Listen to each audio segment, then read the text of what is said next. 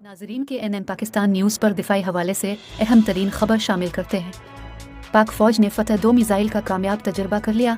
आज 400 किलोमीटर तक हदफ को निशाना बनाने की सलाहियत का मुकम्मल तजर्बा किया गया।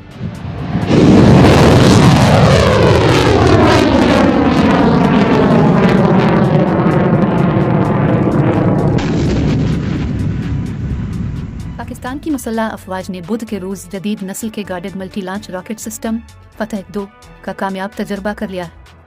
ये मिसाइल निज़ाम जदीद तरीन एवियोनिक्स और नेविगेशन सिस्टम से लैस है और 400 किलोमीटर के फासले तक अपने हदफ को इंतहाई दुरुस्तगी से निशाना बनाने की सलाहियत रखता है।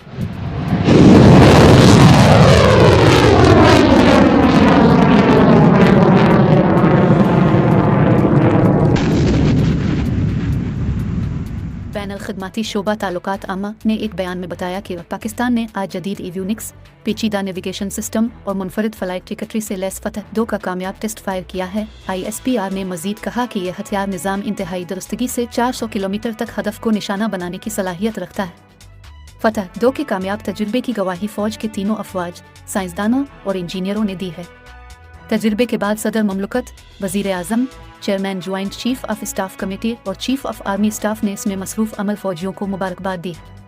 फतह 2 पाकिस्तान की दिफाई सलाहियत में एक अहम इजाफा है और ये खत्ते में इस्तेहकाम को मजीद मजबूत करेगा।